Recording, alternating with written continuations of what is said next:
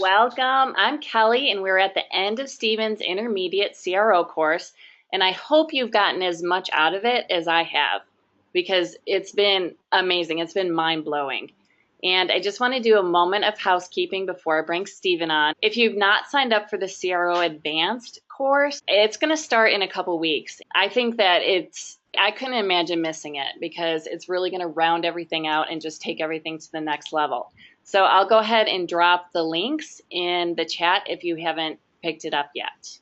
So without further ado, I'm going to turn it on over to Stephen. Hey, hi everyone. Thanks for making it tonight. And thanks very much, Kelly. And you did right. The advanced course gives you a little bit more on Google Analytics and takes you to the next level to really start to identify in depth what you really need to work on. And with all the tools and all the trips and all the tips and all that type of stuff, I start to then bring them all into line with the processes and procedures of the whole course being fit together. So if you miss the beginner course, if you miss the intermediate course, and you just do the advanced, in the first couple of weeks, you're going to get like a rounding of everything put together so it all makes sense. And then the other 2 weeks will just blow you away with some really cool advanced stuff. So it's definitely a course not to be missed, and it's going to be fantastic. And if you've got anything you want to actually make sure I cover in the advanced course, as I say every single week, please email us, let us know, and I'll make sure it's included for you. So let's get rock and rolling for the last week of the intermediate course on conversion rate optimization. So there's so much. I had 4 topics actually, but 2 that I'm going to roll over to the advanced course because there's so much when you talk about quick tests in e-commerce. There's a lot of them, so I wanted to go through in detail, and I really wanted to cover this week actually a fair bit of theory. So there's not a huge amount of pretty slides today. It's really about understanding behaviors, a bit of personas, and really understanding the fundamental psychographics, if you will, of why people do what they do. And I think it's really important to start to get that understanding outside of the web of why people do what they do. And the more, I think in life, the more you understand human behavior, the more you understand how crazy or how simple or how complex we are, the more you make yourself a better marketer, better at SEO, better at CRO, better at making landing pages, better at writing copy, because we really want to talk to that audience of your website, understand that audience of your website, and the more you can do that, the more and more you'll sell every single day of your life. So we're going to go through a fair bit of theory today, which is really underpinning some fundamental things. We're going to talk about the effects of bundling, whether you bundle certain products, whether you upsell, whether you cross-sell. Now we know the master blasters of this is Amazon. They certainly own it. They do an amazing job, and just by copying off a lot of stuff that they do is going to make a lot more money in your pocket. The pricing, because we're going to go through quite a lot of that stuff, I'm going to move the pricing to the advanced course, and pricing goes through 7 to 9 points. I think it is about how we trigger and what we do with pricing, and how we relate that with CRO, how we relate that with the psychology of people, and what we can do to maximize our prices.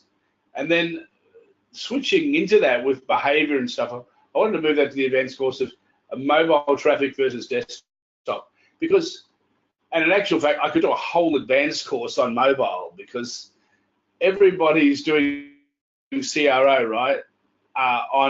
Mainly on desktop, maybe, and a lot of it's to do with UX, right? User experience, moving things around, changing things, adding things, which is going to make a really big difference to your client or your own websites. But we really need to look at the UX of mobile and why it's different and how it's so different, and how we can make a massive difference for them filling things in, to hitting buttons, how a lot of times, sometimes it might even be an app, maybe even better solution to your current website on the mobile. But because that's quite a big topic, and I want to really give you the real big meat and potatoes of that, I'm going to move that to the advanced course because it's a big topic in itself, and it's a cracking topic. So we'll move at the advanced. So you've got two things awesome there to look forward to if you haven't got the advanced, plus a whole lot of stuff that's coming that I haven't even touched. So, I guess when you only have 16 hours to say everything about CRO, it's a pretty jam-packed 16 hours over the whole course time. So,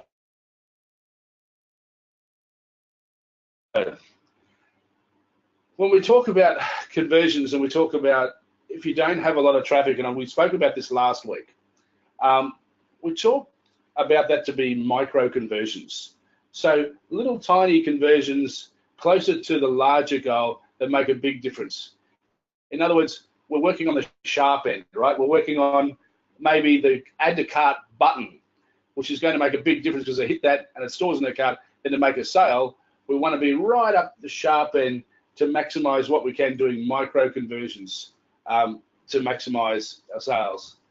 And it all adds up to the larger goal. So you can have in your funnel, you could have a micro conversion that says, well, I want to get to people to understand how my product works to the how it works page, and then from the flow and analyzing the funnel, I want to see how many people then go add to cart or click on this button to take another step that's closer to a sale. So it's a micro conversion, and then we can start judging our success and our changes by doing small micro, just listed a few here. They can be as simple as a newsletter sign up. I want to connect with people, I want people to sign up.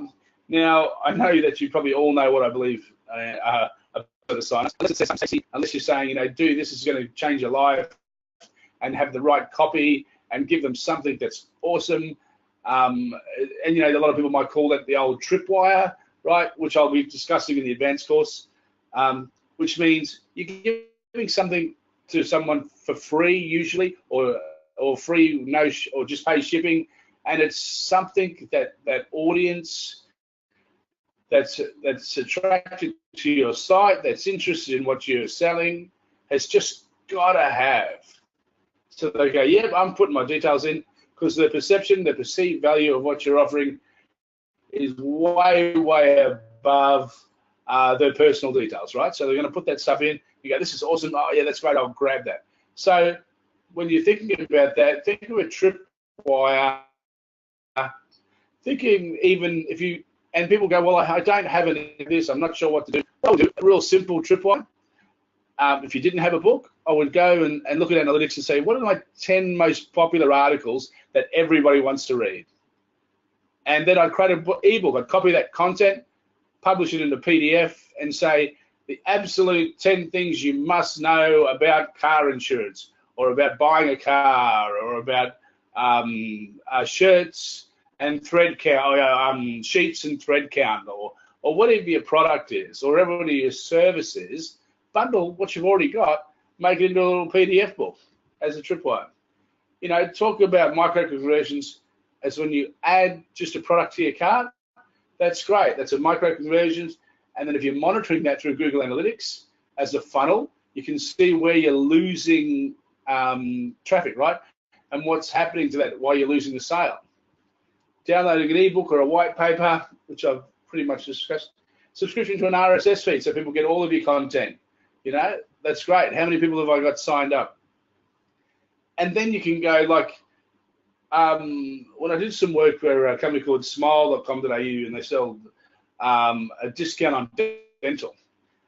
And we found out that if people visited the How It Works page, I had a 30% increase in the amount of people that bought the product. And not only just bought it, didn't buy a single, or they bought the family pack, which is the dear one.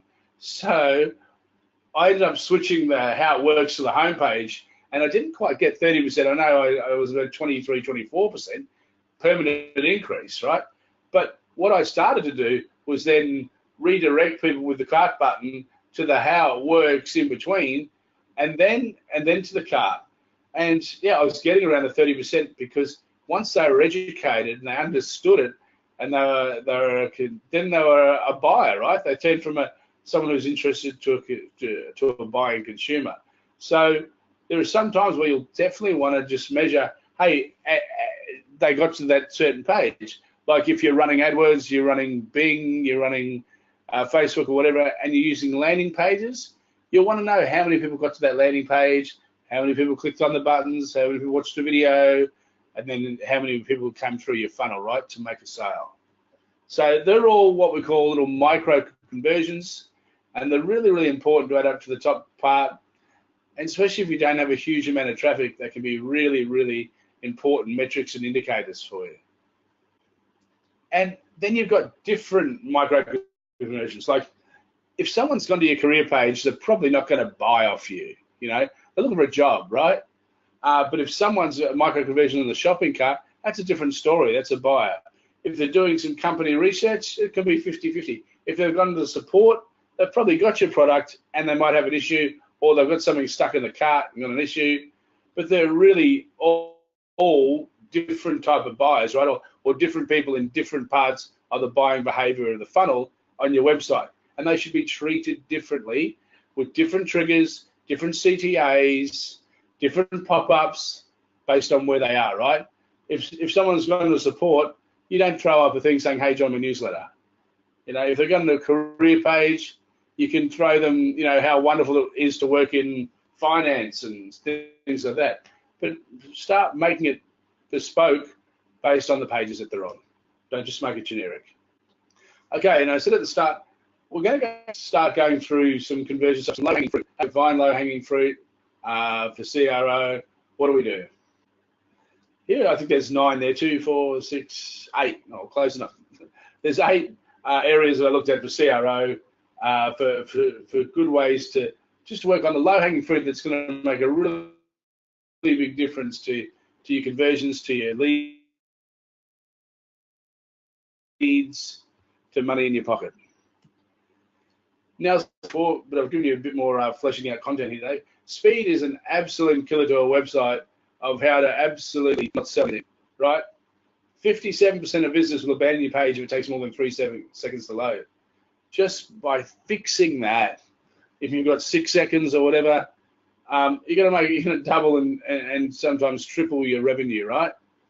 47% of people expect a page to load in 2 seconds, and I agree. I'm at that 2-second area in my head.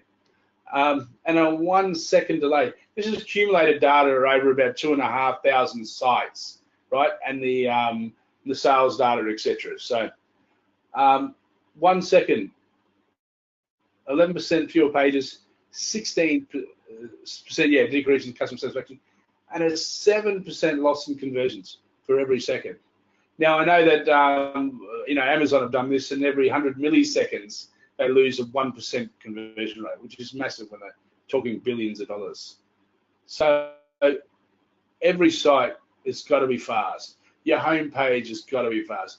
If your site ranks for certain keywords, those pages have got to be fast.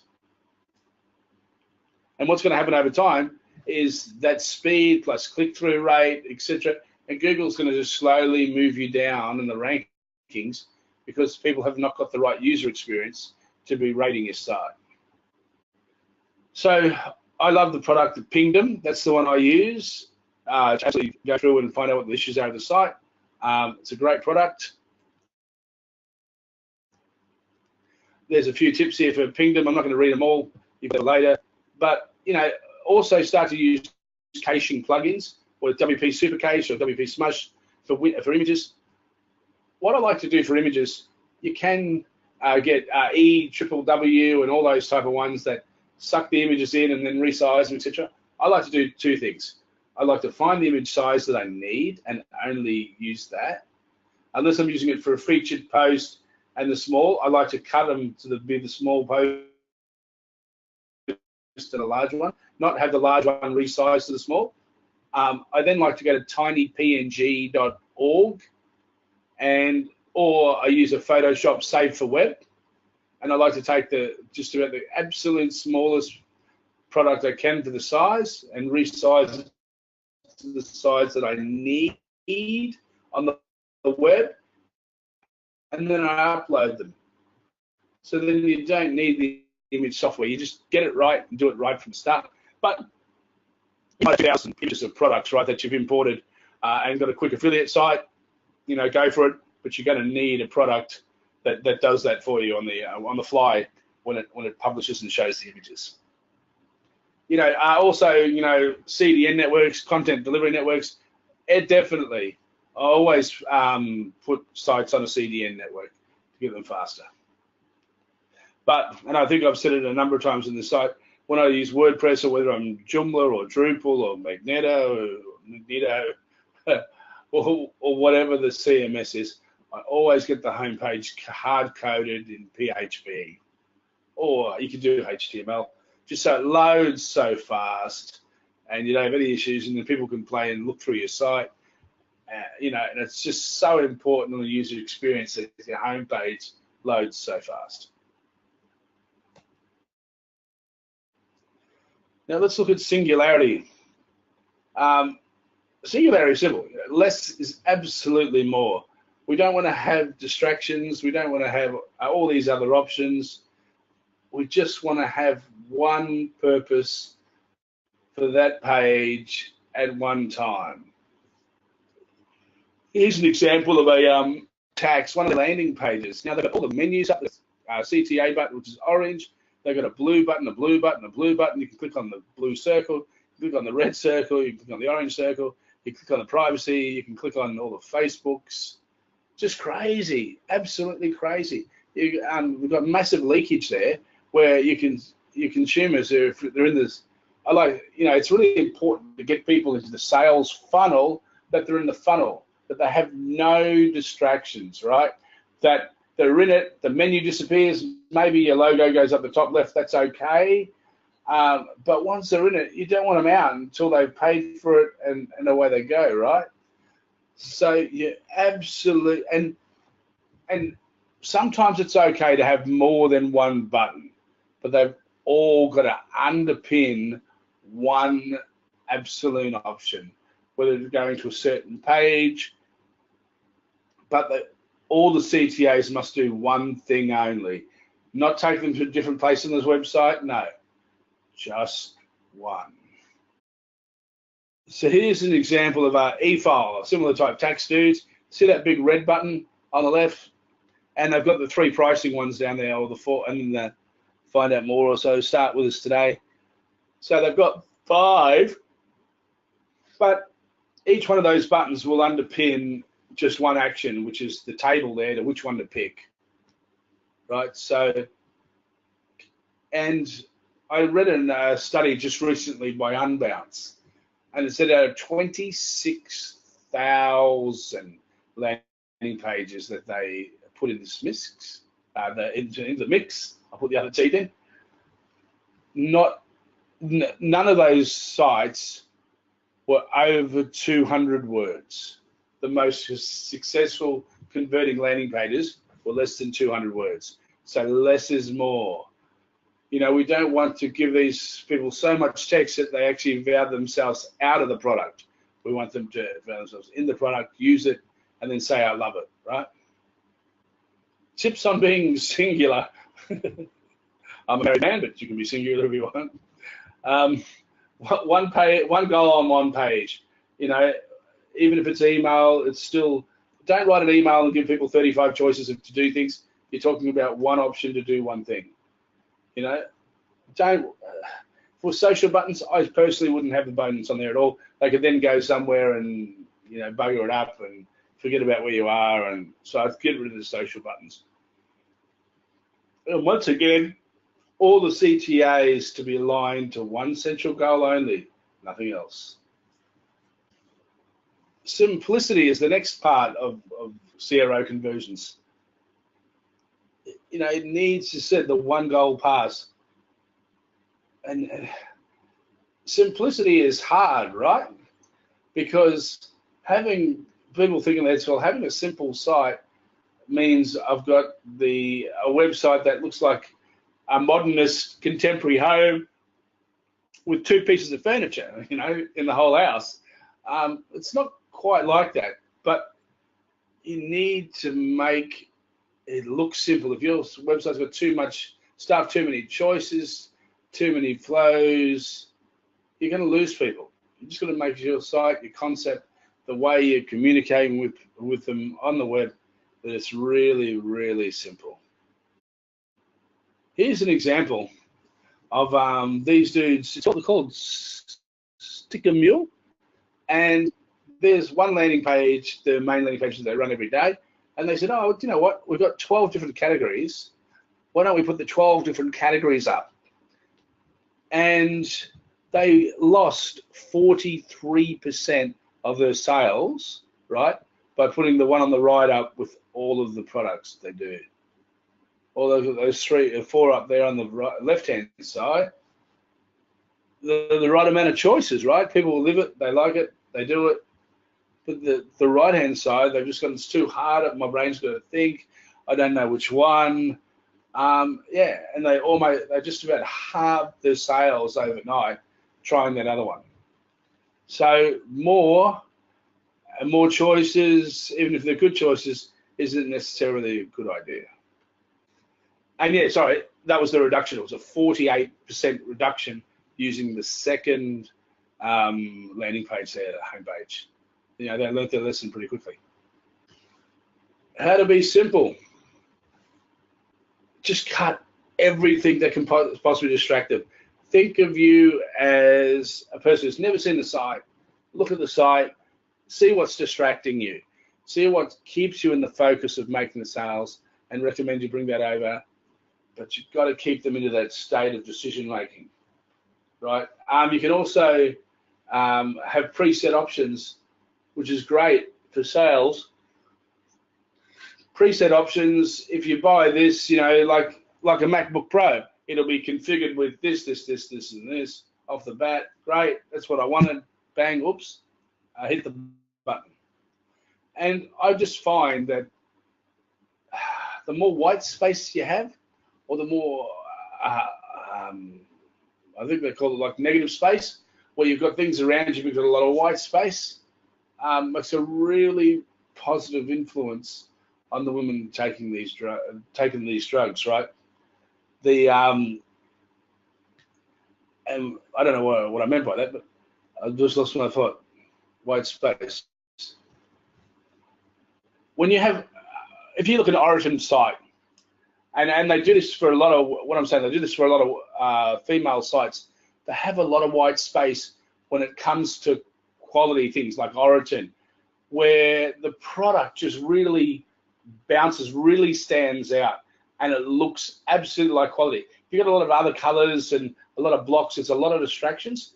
But when you use a nice white space with really crisp, clear images, with full prices, and where you can zoom in and zoom out, it absolutely cuts through the clutter, and it makes it really, really simple to purchase.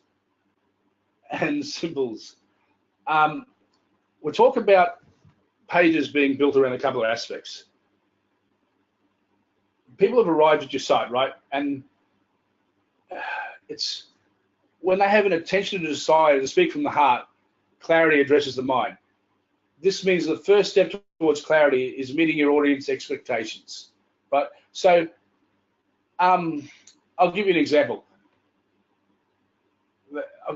Let's just say I'm a plumber and I've got a plumber's website. You don't expect my website to be one of the greatest websites on the planet, right? Because I'm a plumber. I'm not a website builder. But you do expect, like I said, the Origins of the world, the Louis Vuittons, the Hermes, to be magnificent sites, right? That's what you expect.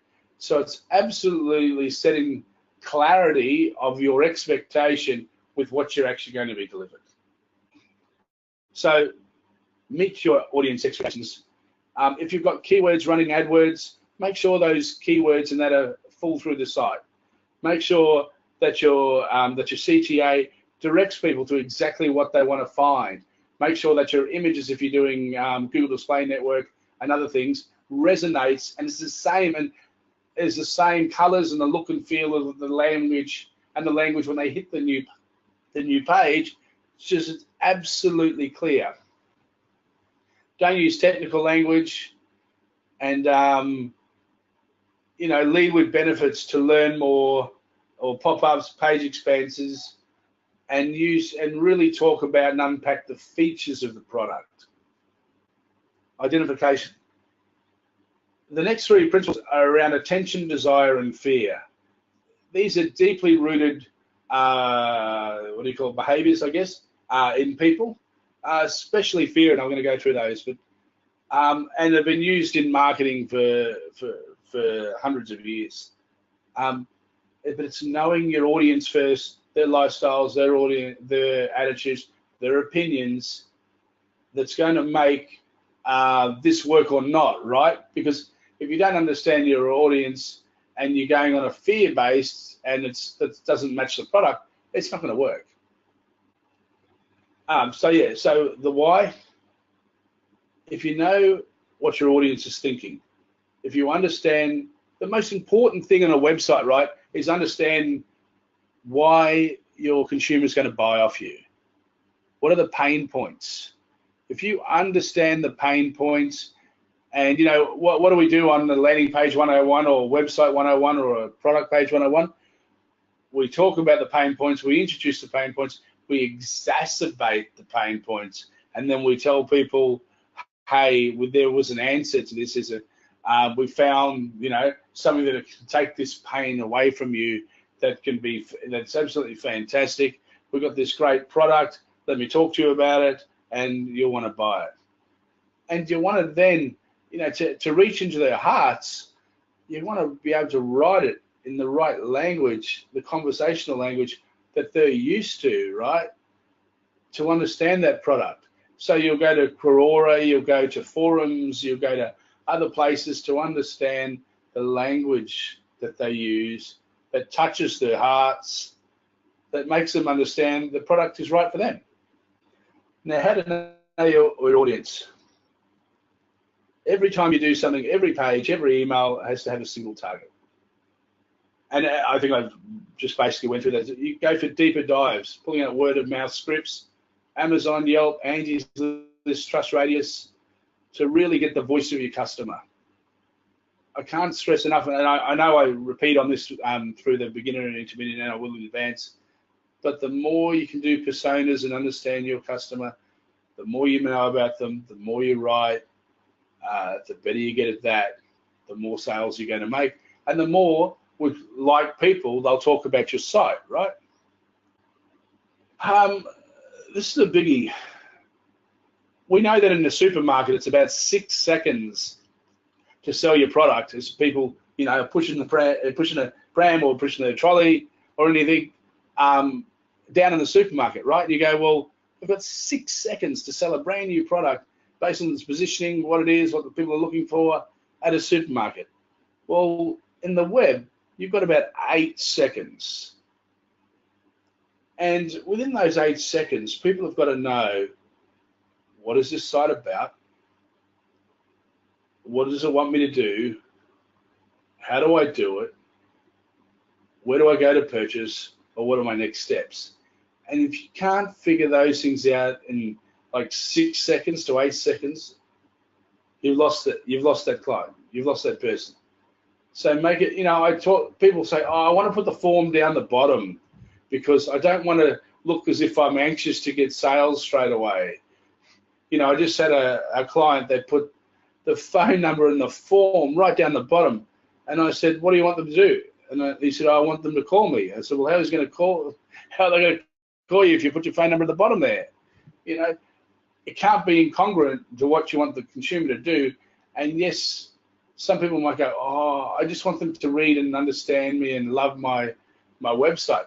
Well, you've got 6 to 8 seconds for them to understand what your site's about, whether they're going to use you, what language they're using, and whether it's in line with what you want, right? So put the form up the top, put the phone number there, put a callback, where you can call back area, put a live chat. Actually have the opportunity for people to communicate with you and write it in the same audience, in the same language, right? Killer subheadings. Does the subheading, so let's just say we've got a product that reduces diesel fuel, right, that you need. You put this product connected to your battery and goes through your fuel line and can save 30% on your fuel. So you might say, save 30% of your fuel today. So then we want a subheading that underpins that heading, right? That connects, that can qualify, that intensifies the reason why, you know, through an emotion, why you got to have this, or just gives them a simple push and the solution. So there's 4 areas there that you want to look at when you've on any page. I can tell you now, when I do landing pages, I love doing a header, or on a sales page, I love doing a header and then a subheading, right, of something that they don't know about the product, that wants to make them research the product more, understand the product more, know the product more. Like if I'm selling a book, I want to have a pop-up area above the book that says this. Let's just say I wanted a book on CRO for dummies, right? And I'd be writing, if you want to know CRO from nothing to the go, this is the book for you to buy now. You need this in your toolkit. If it was a book on restoring an old VW, I'd say this is the only technical manual you're going to need through your whole journey of fixing a VW today. So you can see by just having the book title, people are going, well, that may look like the book that I want. I may have a look at the title of contents. I may do a zoom on the book. But if you have a subheading there, it's about an extra 26% increase in the opportunity to actually make a sale from giving people that little bit of extra information. Now, whether it's page-based, whether it's at your product level, top product level, whether it's 20 products on a page and you've got these little snippets, it makes a massive difference. And I know you guys might walk into we have Dimmicks in Australia. I'm not sure what your big, what's a big book chain? Barnes & Noble. Oh yeah, Barnes & Noble, awesome. So I don't know if they do this in Barnes & Noble, but you're walking along and one of the staff's given it a review and they've told you a little bit about the book and they've rated it out of 10. And if you're thinking about, well, what am I going to read this weekend? And I like non-fiction, and you've got 3 or 4 staff have reviewed these books, given a good rating, and they've written more about the book than what's on the back of the blurb, right? And you go, oh, that sounds good, I'm going to buy it. So it's an easy recommendation. You can make those recommendations without even using testimonials on any page of a website by using great subheadings. Desire, that's a really, really powerful area. You know, what's in it for me? What are the people I like doing? So I know that I love my Mac stuff, right? I've got an iPhone, I've got a Mac. I'm about to buy a new Mac next couple of weeks, and I like talking to other Mac people. You know, I like to be part of the Mac group. You know, I enjoy it. I love my Mac, and for me, the Mac is a desirable product for me. I bought it because it looks sexy, it's cool, it's funky, it does stuff that the PC doesn't do. I like all that about it. I like the actual desire of the Mac. I love when I open the box, the packaging, you know, the whole experience. And it's probably, to be honest, besides ego, obviously, ego and desire, that I purchased a Mac. Very, very powerful. There you go. I've got the next Mac there. It looks awesome, ginormous. But yeah, I love the Mac. It's and for me, that's a highly desirable thing. And the language they use, the colors they use, the simplicity. You know, look at all the white. When we spoke earlier about the white space and stuff on the websites, they do it exceptionally well. The light gray, the white space, and then the big color images, really crisp, and you can really understand and see the product. They do it in an exceptional way. So how do we create desire? You know, we exacerbate those questions of what's in it for me. We talk about social desire, how it can link the likability of the social proof, how being part of that group makes you pretty special, right? Having those huge hero images, whether it be people, whether it be the product, and you go, wow, that was just awesome. We can add logos of prominent customers. You might want to do a course, and you say, let's just say you wanted to work for I don't know, United, and you go, well, I found these courses that United actually do, and you want to start to understand the psyche and behavior, and you want to start doing things that they do, so you can get a role there, right? So you'll start to find products that are desired by United or your next employer, or what you're looking for a part-time job or a product that you're after. So all of that association, actually builds up to desire. And I can tell you, if the top 50 blue chip companies are doing it, you got a product, we deal with the top 50 blue chips, etc. That's a great design attraction strategy for people saying, well, if Ernst & Young are doing it, if Young and Rubicon are doing it, if Microsoft's doing it and they're interested in this course, I should do it too. Now let's take you through some golden rules of e-commerce, and I think these rules are fundamentally, for me, the most important rules above all. That if I look at an e-commerce site, these are gotta haves, right? These are must haves. You must show that the e-commerce store is safe. You must have, show your 256-bit encrypted, you got SSL, all that, because I can tell you, if people go to your site and it pops up on Firefox and says this site is not safe, or its SSL certificate is created by itself through cPanel and it may not be safe, you've already got people leaving your site. Make it safe. Tell people it's safe. Let people just check out as guests.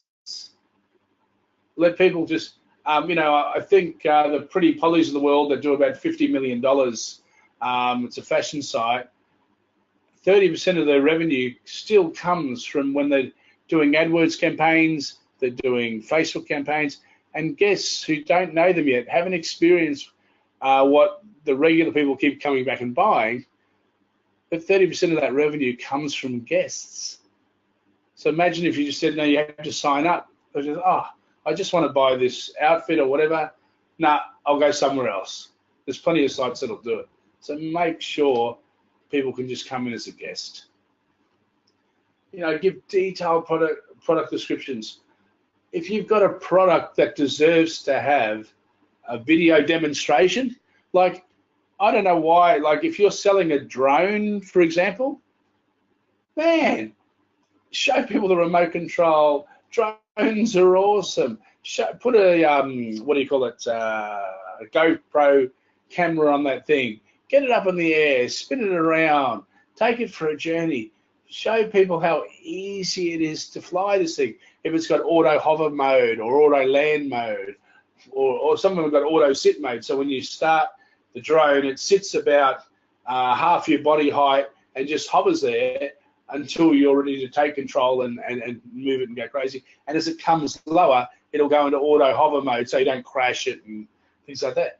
But if you did that, then you go, well, wow, and I'm buying something for my son who's maybe 6-year-old, he's maybe a bit young for it, but let's just say my son was 10 or 12, I'd go, well, that's really cool and safe, because I don't want to buy a drone and have him crash it in the first 10 minutes, and I've done, a couple of $100. That's a big investment. But by seeing how it works, by seeing the product demonstration, you've won me. I'm going to buy it. And there's so many things, like, even when I say product demonstration, if you've got, someone dressed up in an outfit, show the back of the outfit as well as the side of the outfit. And if you've got those ones you can rotate it fully, that's awesome. So people can see the whole outfit, not just the front. And if it's got a different button style, or it's got a boot that's got those like click-on things instead of shoelaces. Show that. But the more you can show of physically how to do something or how it solves a problem for your customer, it's a no-brainer. It's the more they're going to buy. Absolutely, buy. Allow customers to review products. I can't say that enough, because how did Amazon get so big, right? Amazon allows people, once again, to review the products till the cows come home, and that's why we go there. That's why we read whether it's right for us or not, and we want to take all of the reviews into account. But that's why it's so powerful, because we can do reviews. Provide product testimonials. You know, whether it's B2B, B2C, whether it's from Forbes, you know, top 200 or 500. If you're to B2B, if you're in the services industry and it's a B2B, you say, you know, Microsoft uses this, or this other company uses, or Dell uses this. If you're a B2C, you might do an ugly copy of Facebook testimonial. They work awesome. It's ugly, and you whack it on there, and they know if they go to Facebook, they're going to find exactly the same testimony, right? The belief structure of that Facebook that you've pasted is better than doing an API in to show all the other stuff as well, right? Take that ugly picture, whack it on your site. It's going to give it great conversions, because people believe it, right? And they understand, okay, cool, that's from Facebook. But it doesn't have to be testimonials from, as I said, from people. It can be organizations, depending if you're B2B, whether you're B2C. You can't do anything now without optimizing for mobile. If you're not optimizing mobile, you're leaving a lot of money on the table. Now, we know, don't get me wrong, we know at the moment that the desktop conversion rate versus mobile is much higher, but it's a number of reasons. It's so much easier with a big wide space to see billing info and fill it in and do everything really, really fast, right? When you're sitting in front of a desktop, you've probably got more time than you have in a lunch break or something, or when when you're surfing stuff on your mobile. So on your mobile, you're probably even more time poor, right, than a desktop. It's another thing working against you. And it's harder to, if you've just done one of those WP themes and duplicated your theme but made it mobile, biggest mistake of your life. Get someone to make those pages, cut all the garbage out, and put the most important things in your mobile that people can read and make a decision, right? Put them in accordions or do whatever you like if you have to, but only have the most important stuff on your mobile. Because when you're on a desktop and when you're on a mobile, the human behavior is that we skim, right? We skim through all this stuff, all this minutia, to find if the product, if the service has got what we need, right? And if it doesn't, we get rid of it. So if I'm skimming and you're giving me the good gear, and I can get to the main points and say, has it got what I want? Yes, great. I'm going to make a purchase, and I'm going to make it fast. If it makes it complicated for them, and they've got 15 thumb scrolls down and down and down to get the detail, guess what? You've lost me. Go back to Google again and find someone else. Make it simple, make it easy, make it short, right, for the mobile. And the whole reason we do CRO, right, is that we catch people before they go. We want to do pop-ups. We want to do top bars, bottom bars. We want to do pricing strategy stuff. We want to do bundling. We want to do a whole lot of things to get them before they go. Don't go. And that's the whole reason why we do CRO. And then, that's the last one on it, which is fear.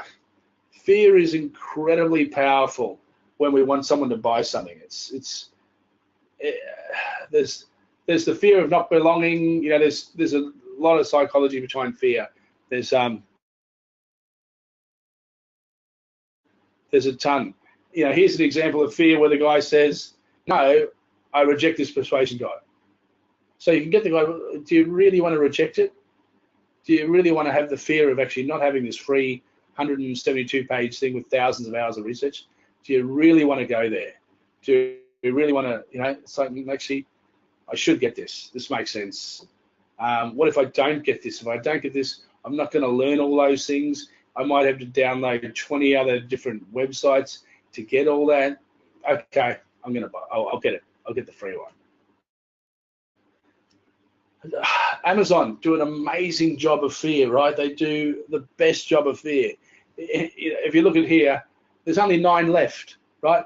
If you order today, you want it Monday, you can order it within the next 17 hours and 21 minutes. You can have 1-day shipping. It's like, oh, you know, geez, if I don't do it today, if I don't do it by then, I'm going to miss out. Will I still get the price? You know, they absolutely put fear into you with timers and all this really cool, simple sales techniques on the page. There's about 5 techniques here on that page that are fear-based mentality that are rushing me to absolutely want to make a decision to buy that Dyson today. How we deliver fear. We find people's pain points with buttons. We give them the negative consequence. If they don't do something, what's going to happen? We add scarcity, right? Which is, hey, we've only got 9 left. We add urgency, like Amazon, the timer countdown. But what we can't do is we can't overuse scarcity and urgency. Otherwise, people won't believe it. Because if you went back to that site and let's just say it reset itself to another 17 hours, we're not going to believe it, are we? We go, no, that's garbage. But doing it well, do it right, makes a huge difference. And look, there's a whole lot of plugins that just add a countdown timer. And if you buy within the next 5 minutes, and Wish does it incredibly well with a Wish app, you know, I'll give you an extra 5% if you buy it in the next 7 minutes or 10 minutes. Guess what? I'm doing it. If I'm going to buy it, I want an extra 5 or 10%. I do it. And that's the fear of me losing that 5%. To me, in my head, financially, doesn't make sense, right?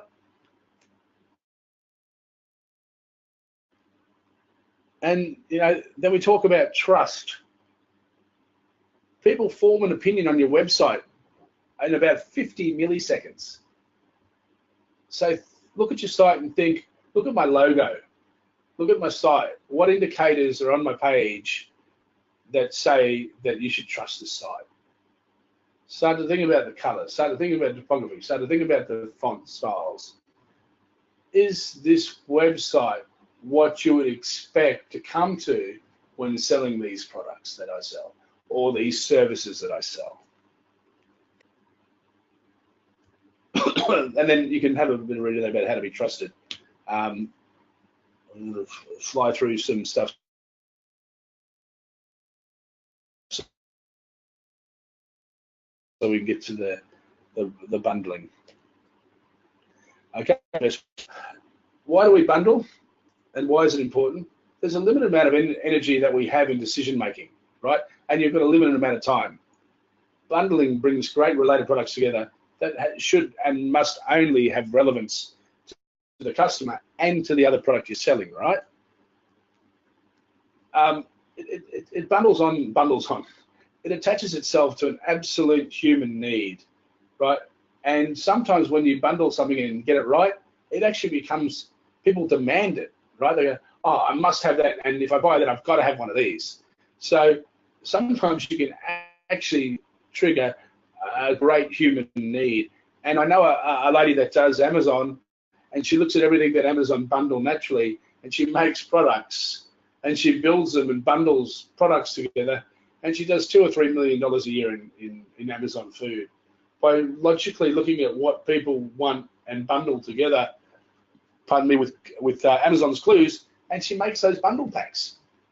And it's very simple and very, very, very powerful.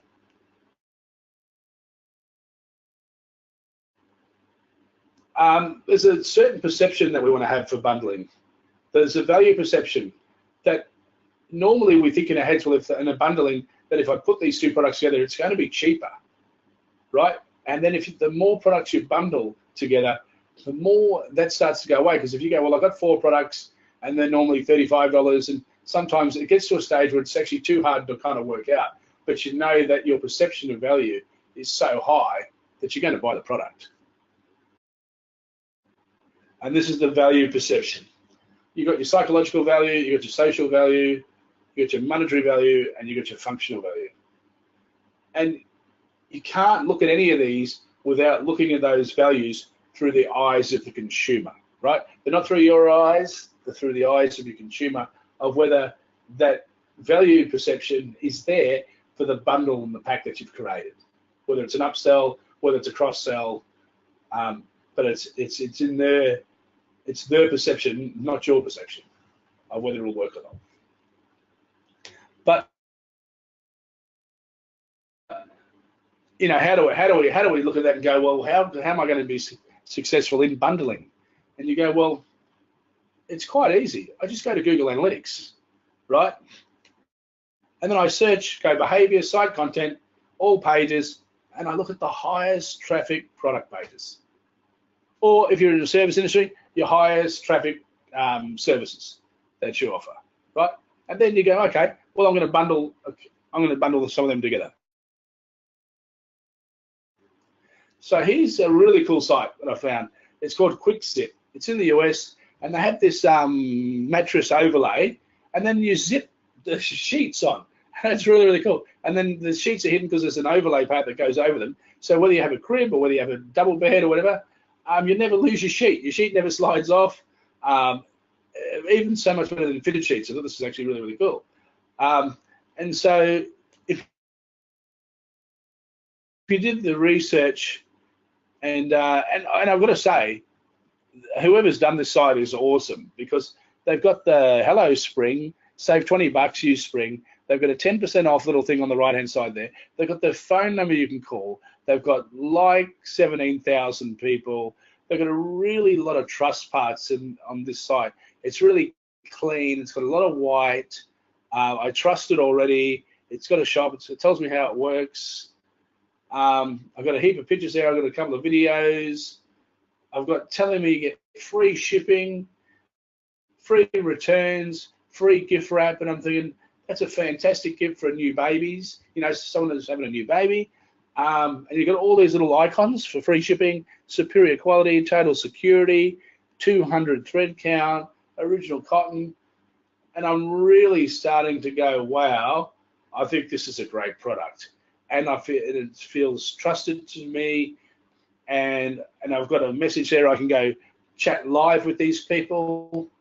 So already from a consumer point of view, for me, this is an absolutely brilliant site. And whoever's set up the indicators and all these little CRO things are brilliant. This is a really good site. So let's just say we looked at all the behaviors and you found that the Luxe starter pack and the baby pack were your biggest sellers. Now, you could say that if I sell the Luxe pack, you know, other people also bought the baby pack, but I don't think that's, within your head you go, well, probably not the right answer. So you might go, well, what else do I do? How else should I bundle? What should I do? So we move on to the best practice number 2, right? Which is, it's about accessories and stuff. So here's a few other products I've got: the crib zip-on sheet, the waterproof flat mattress. You got your 2 light pinks, your baby ball collection with embroidery and stuff. So what we do is we look for accessories and not just earrings, or as my wife says, I only want diamonds. We look for what's going to fit with the main product. So for this instance, we get to the crib set and we'd add the accessories that go with the crib set as a bundler, right?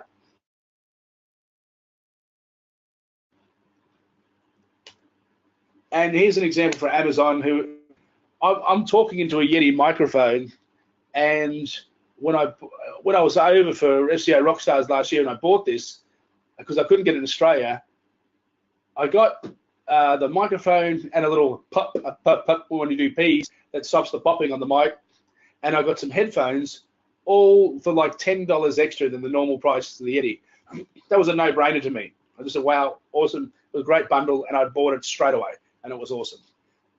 What Amazon do incredibly well is the bundling. So people that bought that also bought the headphones, and then we've got the really cool cross-sell. So you can buy headphones, you can buy a SD card, something for your phone, etc., of other stuff that's related. But they do such a good job of absolutely bundling and cross-selling.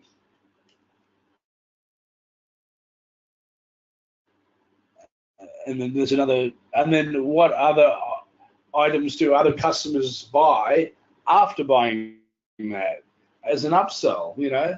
So they've got absolutely everything covered, and there's no reason why most of things that you sell you shouldn't have an upsell. And if you haven't, you're leaving money on the table that you can grab.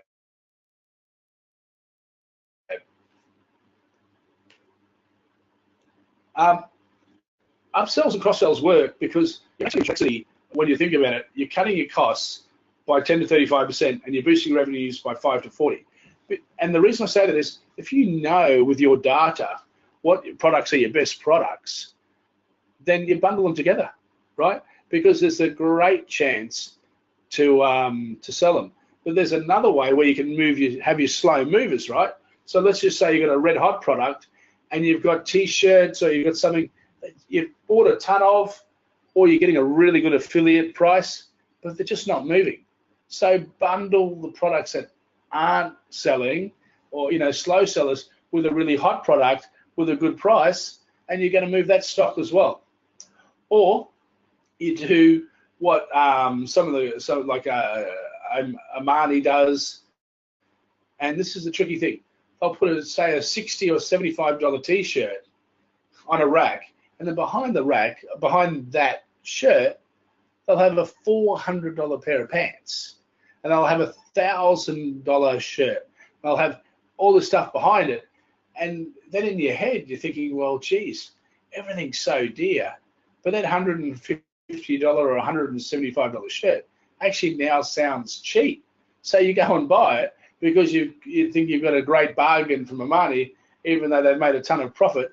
But it's the perception of you seeing those other products of higher value after it, right? Or on a website laid underneath as upsells, you go, hey, this is actually is a good bargain. I'm going to buy it. This is an interesting case. I've just got the numbers here, and I've got jam hot. Dum, dum, dum, dum, dum, dum, dum. There was a place in California that did a jam store, right? One company had 24 choices of jam, and the other company just had 6. Who do you think sold more? Kelly, who do you think sold more? The one that had 6. Yeah. What happened was the people that had 24, out of the visitors that went there, only 3% bought. But 30% of the people that went to the store with just 6 bought the product, right? Because they had the other one had too many choices. But people couldn't make a decision because there's so many. Whereas the other place only had 6.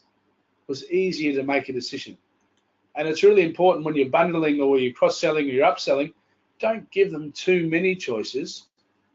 Only give them a few choices because you'll make more money. And that's a huge amount of revenue. Imagine bringing your whole 24 suite and not making any sales, and seeing someone beside you, you go, oh man, what's going on here?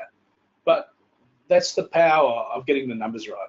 All right, well, that wraps it up. That wraps up the intermediate course. There's a whole lot of stuff jam-packed in the advanced course. Those who already signed up, well done. I'll see you there. Those who haven't, rock on. Pay some good money and get amongst it. Take care, and thanks so much, Kelly. Thank you.